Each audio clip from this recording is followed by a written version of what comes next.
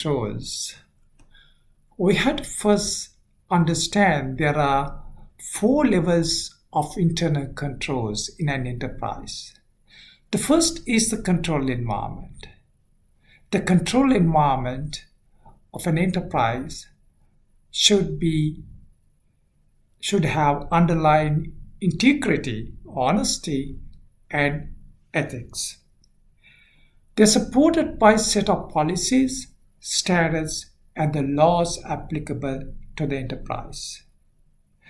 There are three aspects of the control environment: operating environment, reporting environment, and the compliance environment.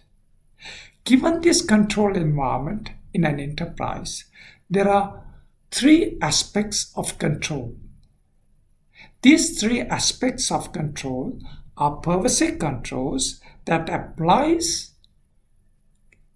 to functional areas, across functional areas, then process-related controls and application-related controls.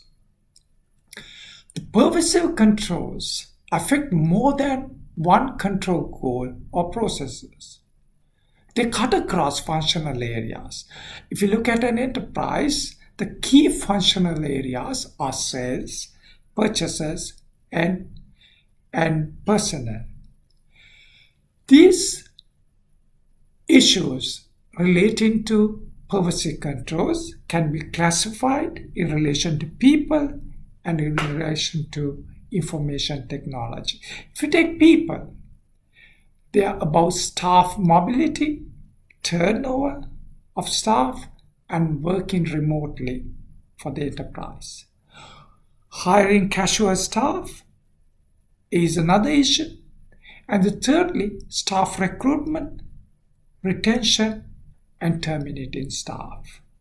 Fourth is the code of conduct of staff. They apply across functional areas. The general information technology issues are data breaches, cybercrimes, cloud computing, file sharing, and various networking or social media sites. They apply across functional areas. When we are addressing pervasive controls, they typically originate from the enterprise design and they apply across functional areas. The aim of these internal controls are to protect resources and to become accountable for resources. There are four types of pervasive controls, or four classification or categories of pervasive controls. First, segregating duties. Second, relating to personnel policies. Third, monitoring controls. Fourth is information technology general control. That is, for example, restricting access to computers. Let's look at the first one, segregating duties. When we segregate duties in relation to events and the processes related to events, we try to mitigate a single staff members committing crimes or frauds. To do that, we had to look at aspects relating to authorizing, executing, recording data and information, and safeguarding resources. So let's look at segregating duties. When it comes to authorizing, for example, it's about who is approving credit and who is approving inventory transfers. Executing, who is completing the shipping documents, who is completing invoicing.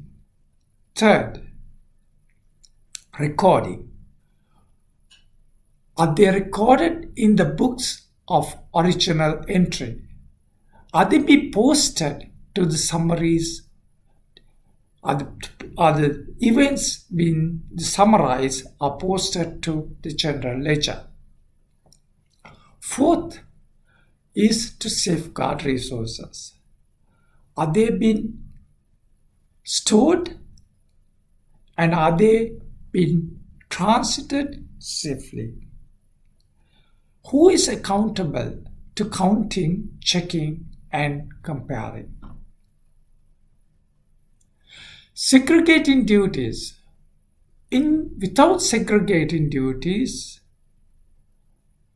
even with segregating duties, collusion can occur.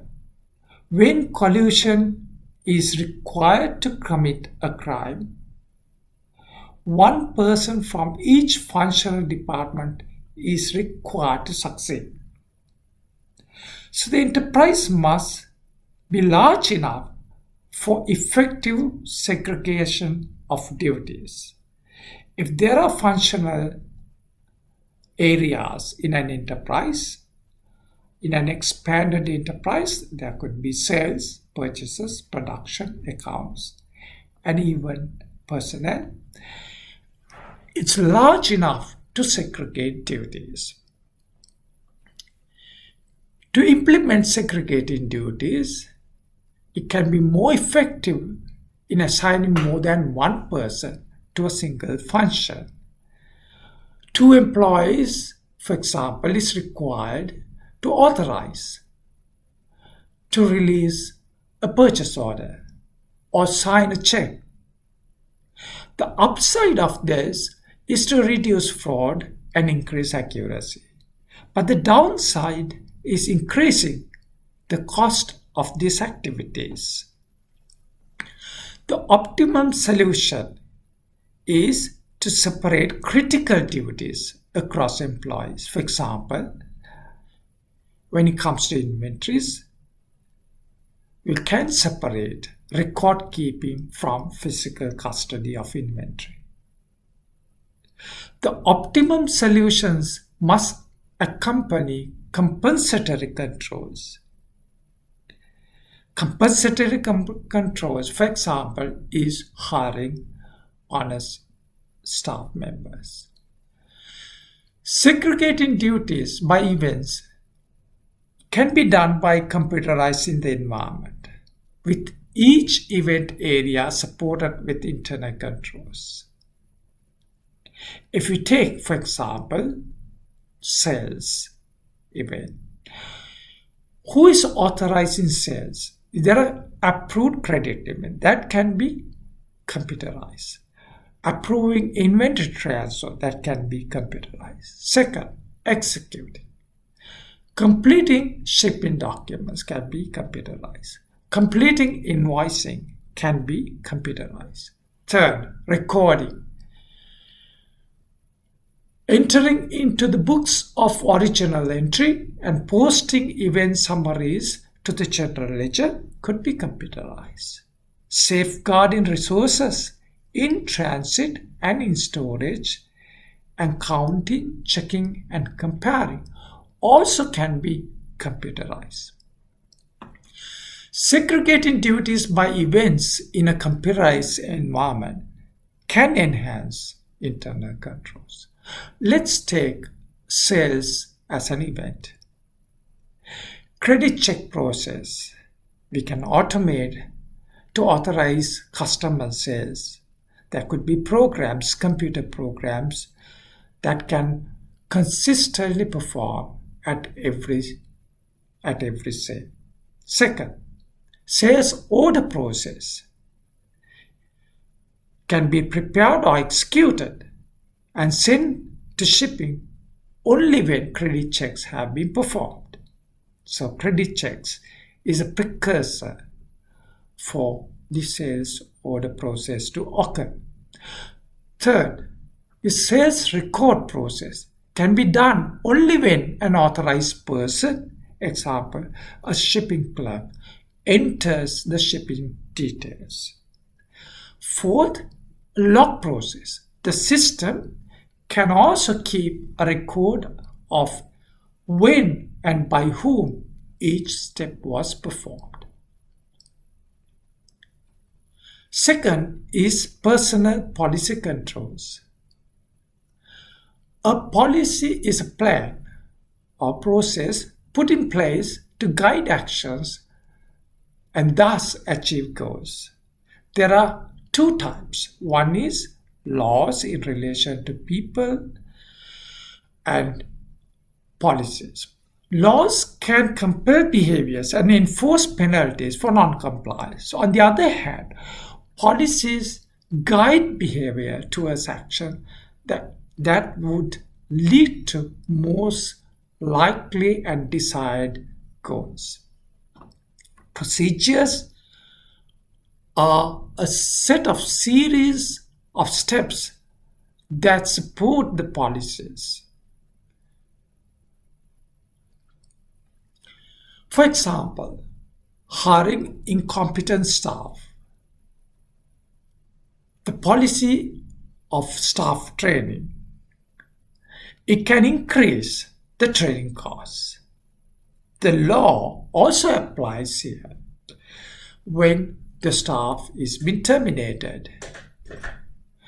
Making more errors has a pervasive effect across functions in authorizing, executing, recording, and safeguarding.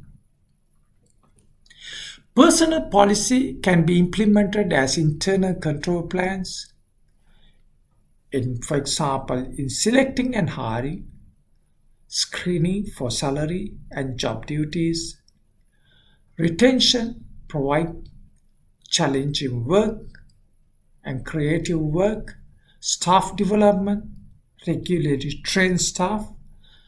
Fourth, personal development is to identify resources for promotions, rotate duties, provide forced vacation for someone to fill in for duties, and ask for fidelity bonds where the staff member deals with cash and there is a possibility of cash is being stolen.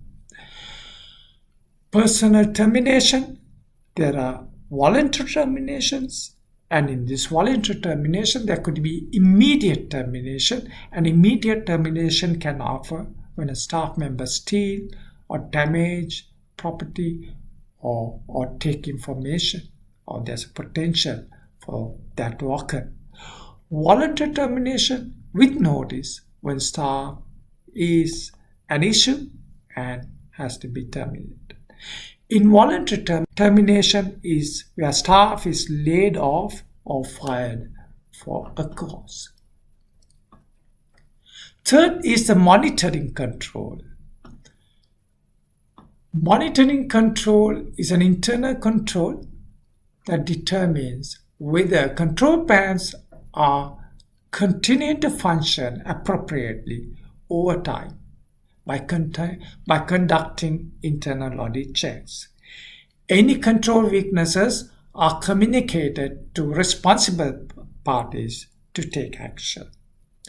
Responsible parties take appropriate action to one level or to a higher level.